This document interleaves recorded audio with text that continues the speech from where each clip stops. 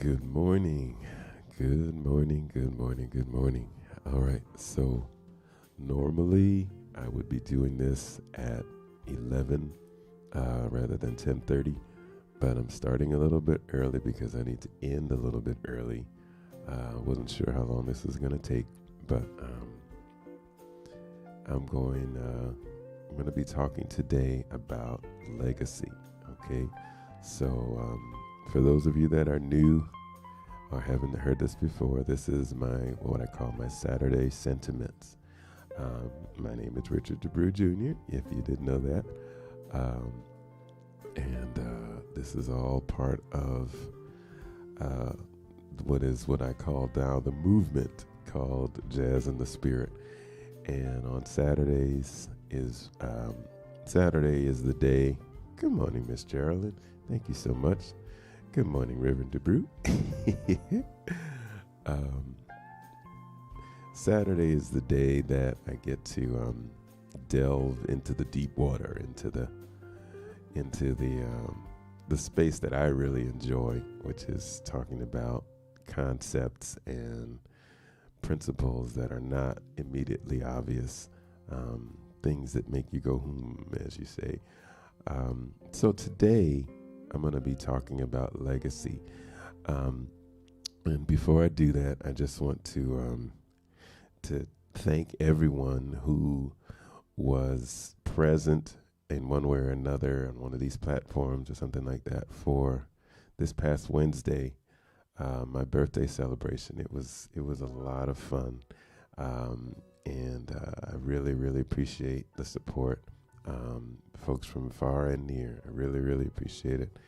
And 51, I'm just trying it on for size. It's still brand new, but it feels good so far. So thank you all, and for everyone who just took the time to wish me a happy birthday. You didn't have to do that, and so I really, really appreciate that. It means a lot.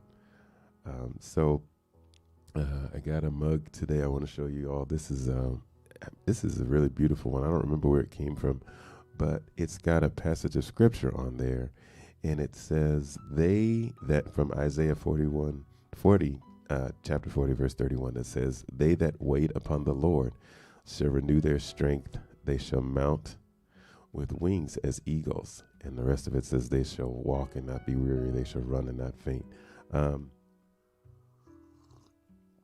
And my little morning tea, which is very helpful right now. But yeah, that's a good word for me today, because there's a lot of stuff going on, y'all, and it's exciting. And I can't tell it all yet, but there's some exciting stuff going on this year. So let me start by saying that if you have not heard my single yet, I'll give you a little taste of it today. Hey, Tyson. Good morning, Sarah. Good to see you. I'll give you a little taste of it today. And, hopefully you all will be able to go on and download it. And, you can preview it on YouTube and so on. But, I appreciate your support.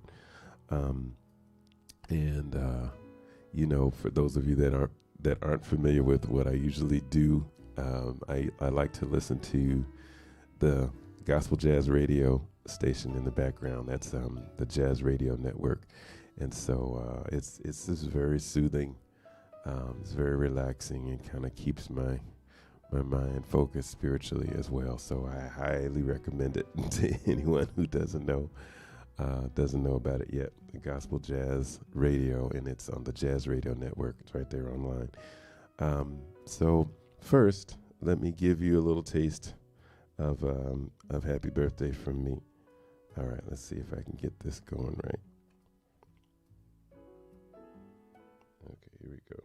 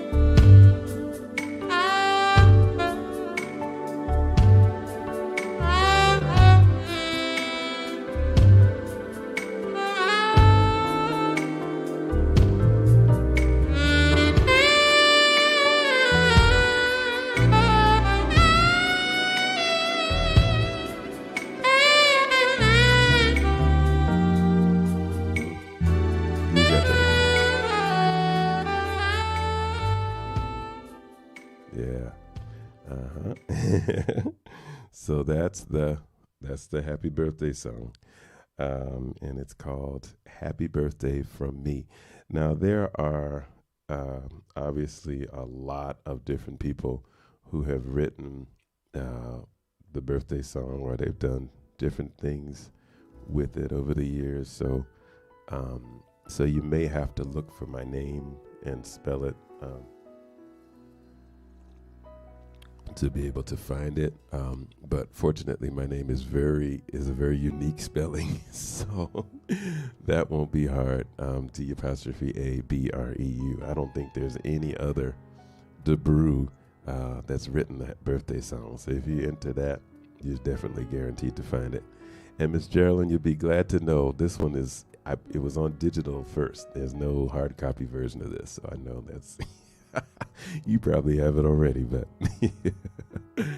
um, so so that's the that part of the news, and the other thing is that let me just make sure this is up for those of you who are on Twitter. These broadcasts are now on Periscope as well. I think it's periscope.tv, something like that. But so the video will show up on Twitter as well as YouTube, Facebook, and Instagram. So trying to reach out, working on different platforms and expand as much as I can. Yep. Well, that's good. That's what I want to do. And let me see. Anything else that I need to let you know? Well, yes, there is this whole week. I've been at the NAMM conference virtually. It's normally in Anaheim, California, but because of COVID, they've done it virtually. And oh my goodness, there has been so much this week that I've learned so many things that I've just been challenged to that have caused me to want to step my game up. Is a great experience, and so I have to figure out a way going forward to keep going. Each year it's one of those. It's just that good. And so it was amazing. And so I talked about some of it at my Tuesday talk. But some of the greatest minds in the industry, some of the hottest gear that's coming out, some of the most innovative business techniques, things for music instruction and education. It's just it's a wealth of information. So definitely, if you're a professional musician or you're someone who aspires to a career in music somewhere, check out the NAMM show. Oh my gosh, NAMM. This week they call it the Believe in Music because they didn't want to officially call it the NAMM show because it's not the exact same thing. It's the virtual version, but it's just as good to me. So anyway, made a lot of notes, a lot of things that I want to work on going forward, and so I'm really excited about that whole opportunity. So let me jump into my topic here. So if I hadn't said this before, the name of my publishing company, which is that's the organization that sort of represents me, if you will, in terms of licensing my songs and negotiating contracts for their use. I named the company RD3 Music. Now, you all, I'm pretty sure you all know that my name is Richard DeBrew Jr., which would kind of be like RD2 if you thought of it. But the reason why I named it RD3 is something very specific, and it's related to the topic of legacy, and that is the scripture that says, a good man leaves an inheritance to his children's children. And, I've read that scripture a bunch of times, and it's really it's really affected me because it's made me think that, I'm not just here for myself. I'm not just here to benefit myself, or to just do what I do and that's it. And the old expression, you can't take it with you, is absolutely true. As many people who have tried have learned. So, so if you can't take it with you, then what do? Well, you leave it for someone else, and that is your legacy. So, in my case, what will be my legacy? What will I leave to my children's children as an inheritance? And, this is important stuff to think about, because honestly, I think about what has been left to me. For example, when I, not this past Wednesday, but the week before, I had the privilege of being invited on the Independent Artist Showcase hosted by Miss Liz Black, who's an on-air personality for WBLS in New York as well as WLIB. She's got a gospel program, and she's been in the radio industry for many years. And I went on the show. I was the only instrumentalist. Everybody else was a singer. But when she interviewed me, the thing that most of the folks were responding to, even before I got to play, was my voice. They were like, "Oh, you got that voice. You sound like you could be on the radio," and so on. And I've gotten that for years. But part of that is in my DNA. My grandfather, my mother's father, had a very deep voice too. And I remember, sometimes I'd talk to him and he just, he'd had this whatever he'd say, it just had more impact because he had a big old voice. He wasn't a very big man, but he had a big old voice. And so that's something that he's left to me in my DNA. And similarly, my father's father, he wasn't a man who did a lot of speaking, but he did a lot of stuff. And he was always thinking in the future. So one of the things that he did, he and my grandmother, they left my sister and I some money, which was great, and it was with that inheritance that I was able to purchase my Selma Mark VI 1965 alto saxophone, which was not cheap, y'all. It was more than I could have afforded on my own. I'll just say it like that. And that horn has brought so many opportunities. It's what I use to record Jazz in the Spirit. It's what I use every other Friday on my Friday Night Inspiration broadcast. It's near and dear to my heart. And, it's just, it's hard to describe how much of an impact that instrument has had on my life. And so, those are legacies that my grandfathers have left to me. And I watch my dad, in his interaction with my son.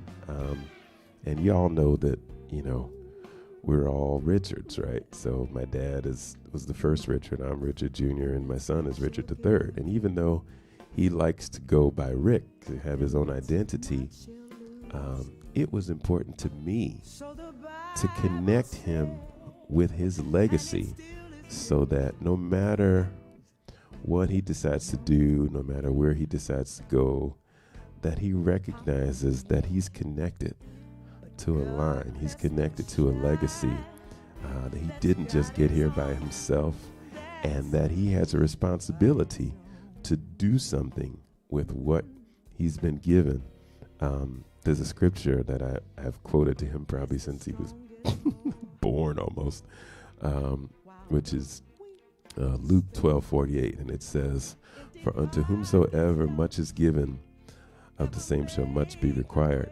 And I've, said it to him so many times that he actually got it tattooed on his arm. But it's just that important to let, to emphasize legacy, so that even, in his young life, he understands that he didn't just get here, and that he has a responsibility beyond just himself.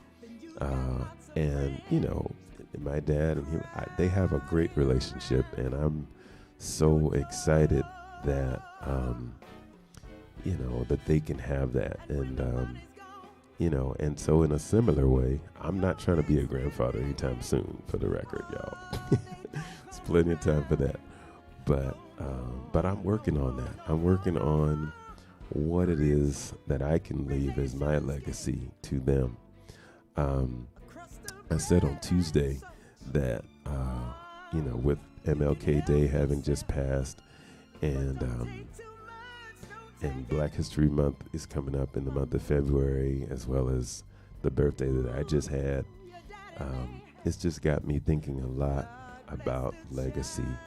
And getting older too, just being honest, you start to kind of, come to grips with your own mortality as well. Because like I think I said last year, I had played for over 7 funerals last year, and there's already a few people who have left here since the new year, So it is, tomorrow is truly not promised. So, what is it that I'm going to do? What is it that I'm going to leave? So that's the reason why, I've been thinking about this. So some great things that I've been discovering lately. This is a book I've been reading. It's called Living the Life I Sing. And it's by Dr. Alfonso Simpson and Thomas Dorsey III, who is the grandson of Thomas A. Dorsey, who was, hailed pretty much universally as the father of gospel music. It's a great book. I'm about halfway through it now. And one of the things that I learned in that book, and am learning, is that what he did, besides just being an amazing musician, is he had the skills to be able to notate the music and to write it down. Now, why is that important? Because in the Western world, and this culture is so influenced by Europe, so many things were only given credence when they were written down. So think about, being able to hear about people like Mozart, Vivaldi, Bach, Schumann. The reason why we know about them, even though they lived centuries ago, is because their music was written down. And there's a little bit of a tension that goes on, particularly for people who are of African descent, because our tradition, the one that comes from Africa, has been much more of an oral tradition. We like to tell the stories, and we can get very animated and colorful when we tell the stories, and that's what makes them memorable. And the stuff that's been told, the history that's been told, is just as valid as the stuff that's written down. However, because the Western culture has had such a dominant effect, both in the United States as well as all over the world, the stuff that's written down is somehow seen as higher on the credibility scale than the stuff that's passed down through the oral tradition. And so the United States kind of represents a nexus of the European traditions and the African traditions, and particularly for Black people in the U.S., we're kind of like a melding of both.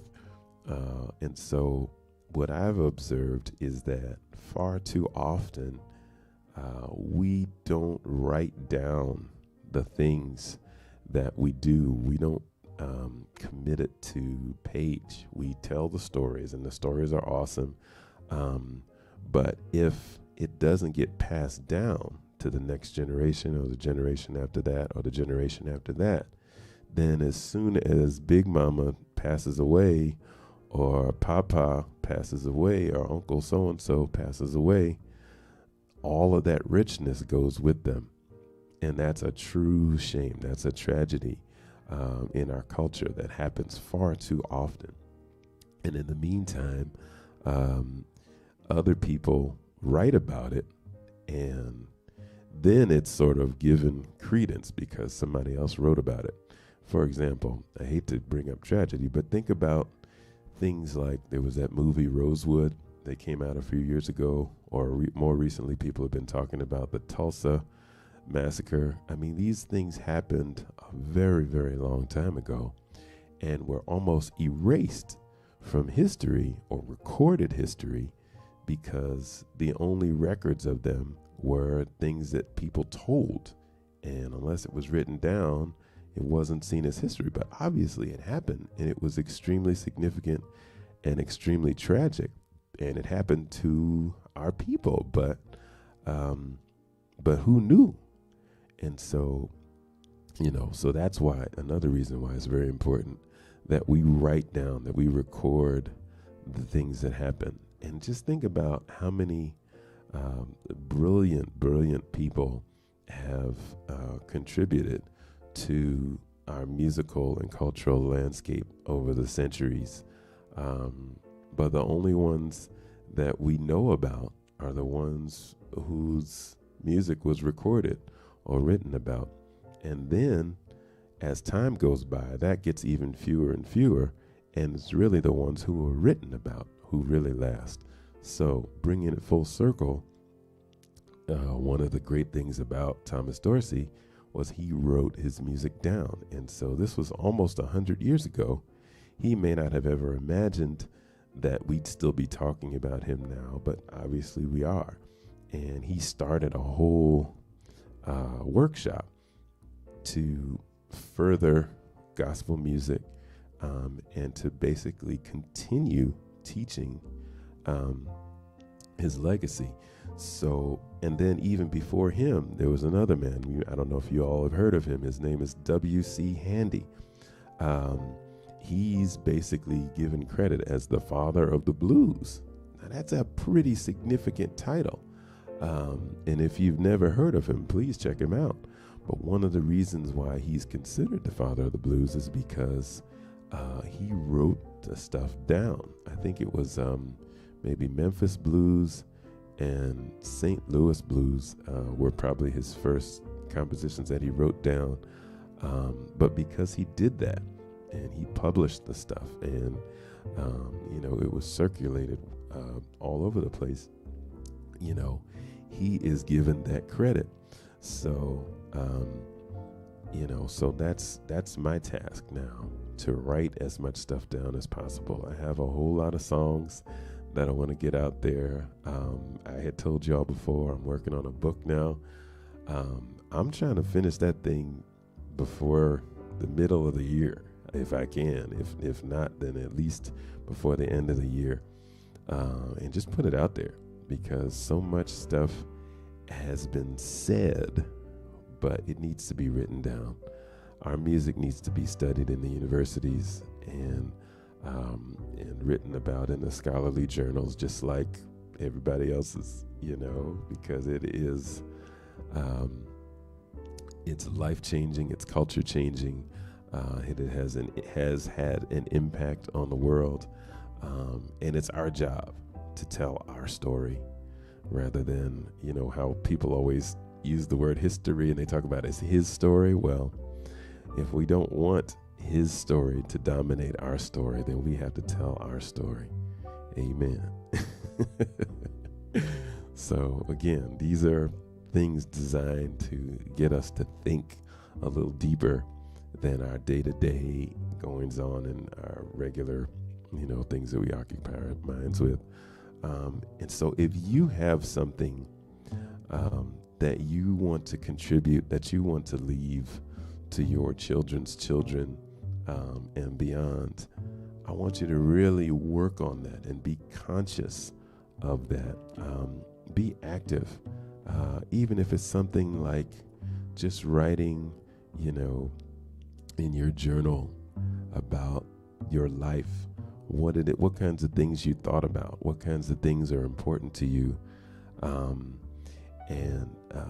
What you hope to do as a result of your life. What are the things that you've learned were important in life that you want to be able to share? I mean, everybody's got a story. And you may not necessarily think of it as such a big deal, but to someone who's never met you, doesn't know anything about you except, they'll look at and see, oh, this was so-and-so that was born, this day, died this day, and this was their social security number or something. What happened between those days? I even remember, I'm going off course a little bit here, but I remember that my New York pastor, Gary Simpson, he once preached a sermon that really, really stuck with me. He was talking about Methuselah, who in the Old Testament was reputed to be the man who'd lived longer than anybody else. It's in the book of Genesis. He's in there, and what it says is, and Methuselah lived 969 years and had sons and daughters, and he died. And his message was, is that all? You lived 969 years, you had sons and daughters, and you died? Really? So I had never heard anybody preach a sermon about that before, but it really stuck with me. And Pastor Simpson, if you see this video, just know that I remember that from all the way back then.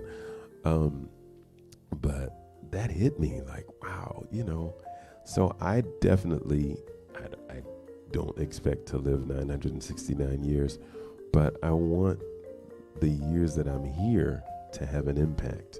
And I want to leave a legacy so that people will know, what it is that I stood for, what things I thought were important, what kind of music I wrote, and actually be able to see it, like notate it, listen to it too, of course. So that's one of the reasons why putting my music out there, putting a book out, just reinforcing this vision over and over as many different ways as I can about making a difference in the life of someone else is so important to me, because I recognize that I'm not going to be here forever. But during the time that I am here, I wanted to make a difference. And I think about, hey, Brother Marcus, how you doing? And I think about,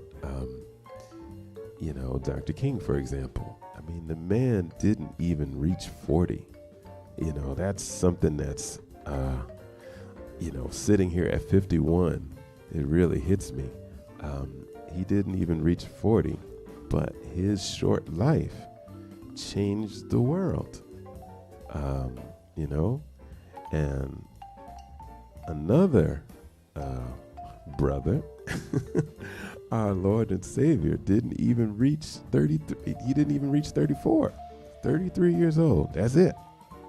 But literally split time in half, because, people talk about BC or BCE and AD and all that kind of stuff. And they've changed the words because they didn't want to, to have to put, so before Christ. Now they say before the common era and all this other kind of stuff. But everybody knows what happened.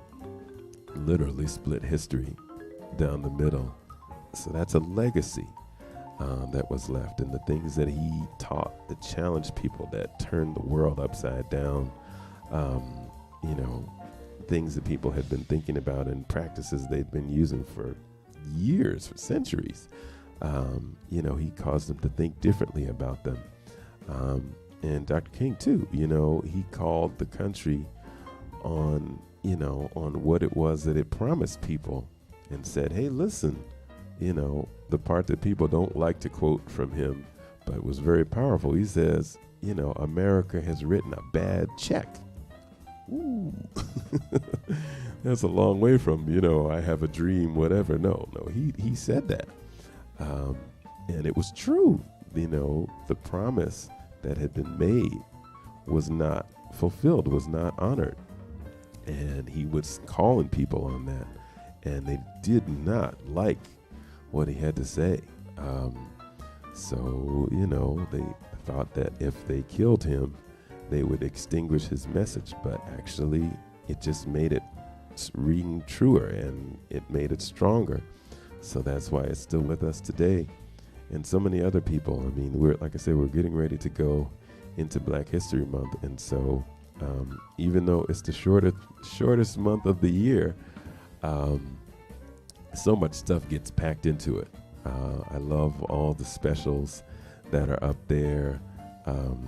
Definitely take this time to learn something that you didn't learn before. And if you can, educate somebody else, whether it be a peer, someone who's, in the same age as maybe your son or daughter, or even younger, a grandson, granddaughter, great-grandson, great-granddaughter, someone like that.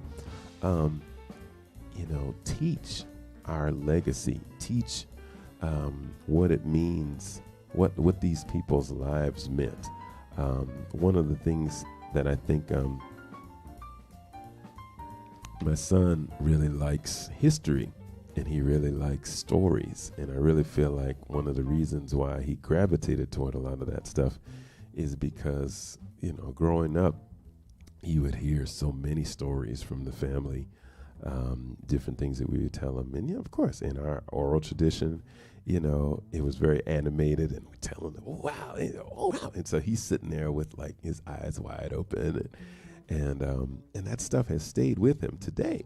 And, when you listen to him talk, he can be very animated when he's telling stories. And some of the older folks that he's encountered have been surprised that he knows as much history as he does, whether it be musical history, cultural history, just the history of the world. He did well in his social studies classes all the way through school. And that's something that, he's just very good at. And, so that makes me smile. And also, not by accident, growing up in, a historic Black church, both the one that he was born into, Concord in New York, and Second Baptist in Richmond, where he was baptized, and Fourth Baptist, where we are now. There have been lots of historic churches, and what that does is it puts, the younger generations and the older generations in close proximity. Tyson, you know what I'm talking about. And so you learn things that you just wouldn't learn otherwise from people who actually were there, people who did it. So it's one thing to hear about the civil rights movement, and it's another to know the people who were there, who actually made it happen.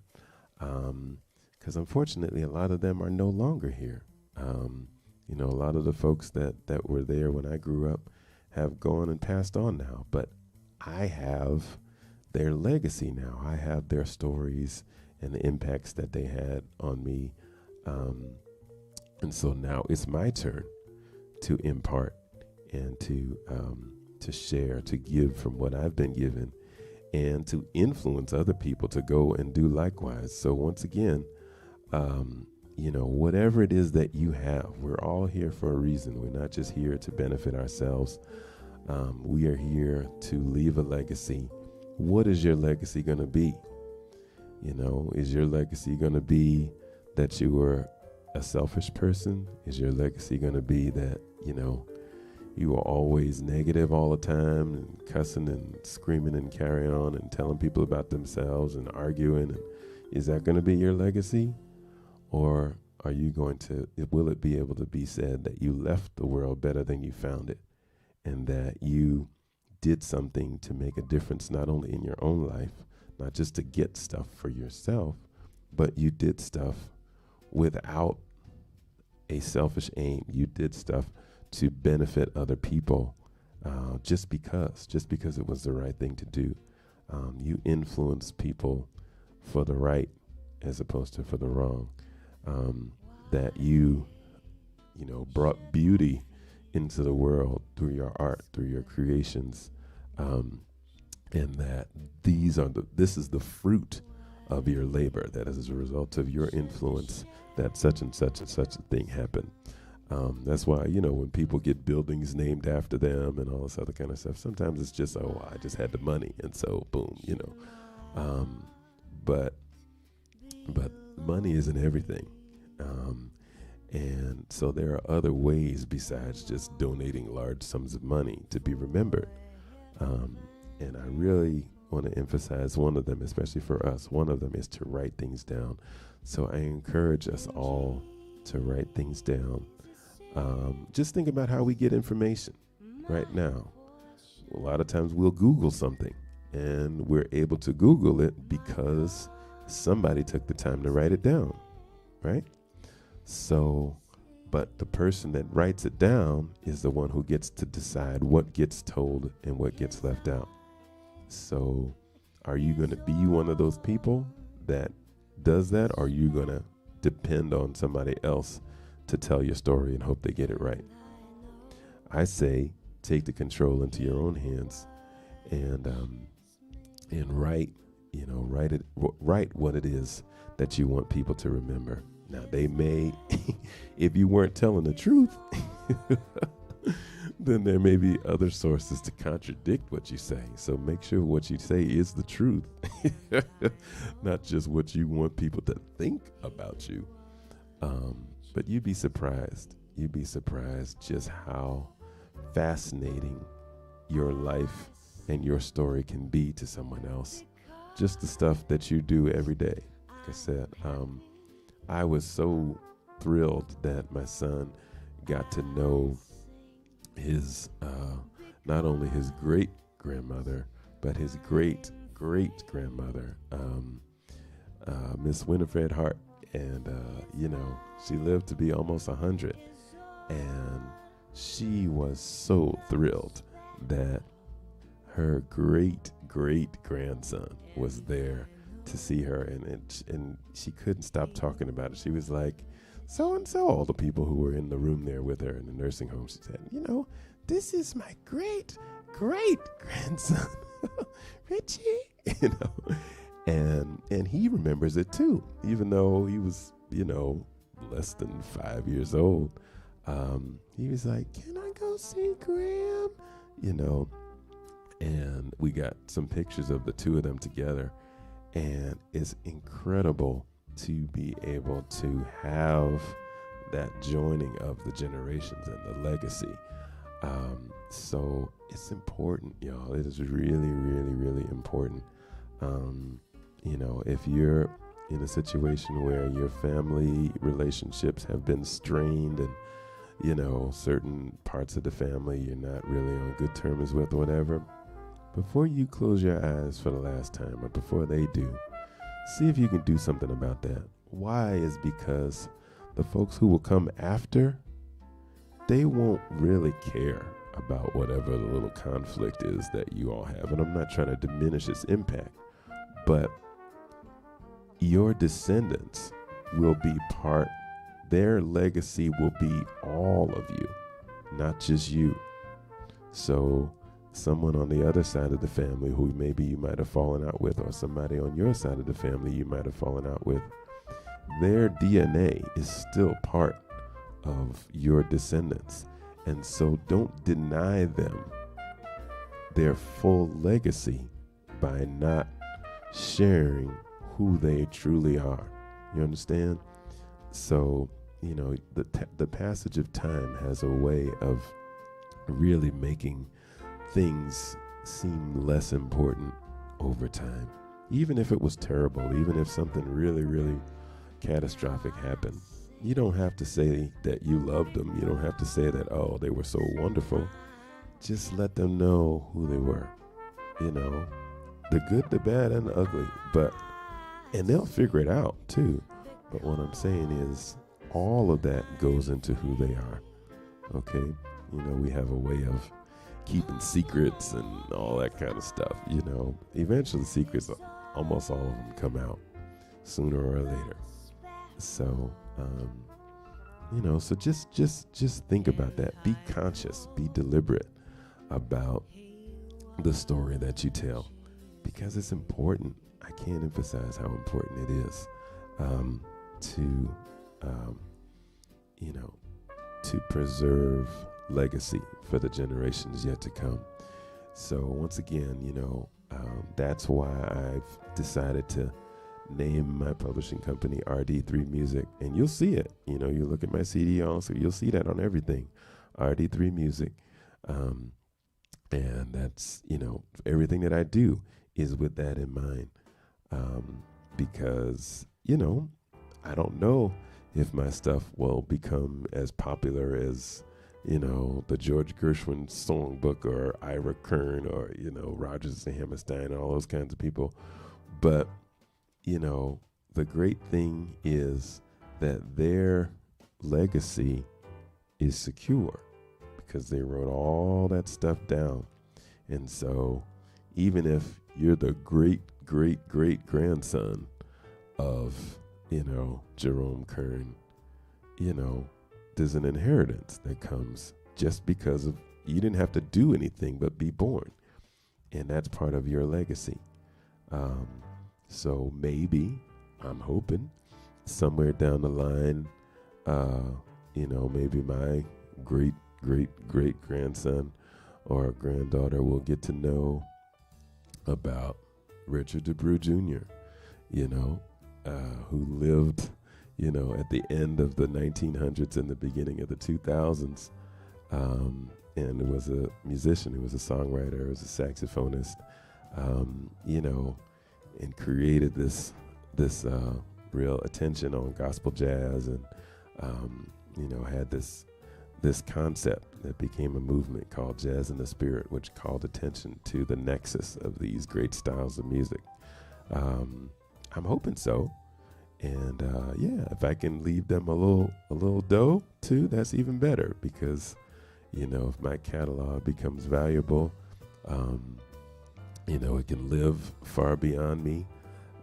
You know, think about the children of Michael Jackson. Maybe he might not have ever imagined that he would leave here, but now those kids have inherited his legacy.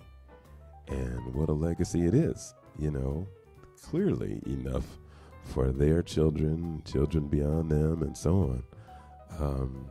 You know, somebody like Andre Crouch, fantastic songwriter. His songs are sung all over the world.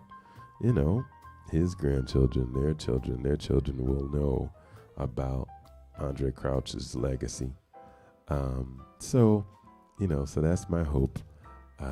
In some ways, it feels like a dream when I'm talking sometimes, but, you know, and it doesn't mean that the day-to-day stuff isn't important, or that what we do, you know, on our daily grind isn't important. But I think it's just we have to be reminded sometimes about the stuff beyond the day-to-day, to think beyond just what's right here in front of me and what's right now in front of me. So if I can influence you in any way to think about that and to actively work on that, then I believe, you know, my living will not be in vain.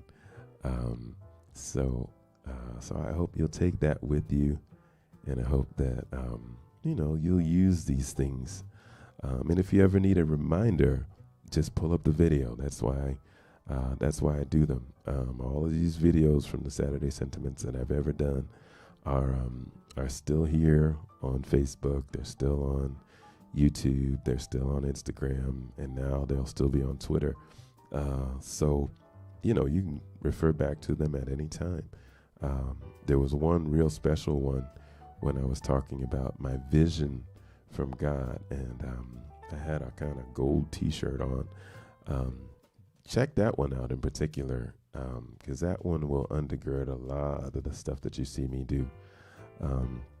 So, think about your legacy, and don't just think about it, but write something down, so you can leave a legacy to those who will come after you long, long after you're gone, and they'll be able to remember who you were. And just by way of announcement, I think I said this before, but I'm working on a Christmas album this year too. So hopefully, maybe in the fall you start to see it. I'm gonna be, I'm already doing stuff in the studio now, and I'm gonna be grinding away for the next couple of months. So, so that's all of that is part of leaving my legacy. And there's some other stuff, like I said, there's some other stuff that I'm working on. I can't really talk about yet, but it's in the works and it's very exciting. So, and it has to do with legacy as well. So I hope y'all will take that with you, and you do what you can in your sphere of influence to make a difference in someone's life. Don't let your living here just be in vain. Learn your history. Learn about those who left an inheritance to you, and go and do likewise. Leave an inheritance for them as well. It's important, y'all. It's very, very, very important. Because if you don't know where you've been, you don't really have an idea how to know where you're going. Amen. So I'm going to get going now, because I got some other stuff that I can't really talk about that I got to get ready for. And it's also kind of like a wrap up from the NAM conference and some things I want to do there and get ready for church tomorrow and all that fun stuff. But thank you all for being here. And, it means a lot. It means a lot to have you all here with me. Brother Greg Wyatt, how you doing? Thank you for being here. All right. Yeah, just checking out the music. But all right, guys, so you all have a great Saturday, and I'll talk to you soon, hopefully next week. Check out my Tuesday talk on Tuesday, and I'll share what's going on next week. And I should be able to do another Saturday Sentiments next week too. I'm not sure how the month of February is looking like. It's going to be really busy, so I may have to pull back on some things, but I'll see how it goes. But stay in touch, keep watching the videos, and we're gonna get this thing going. All right. So thank you guys again. Have a great Saturday. All right. We'll talk to you.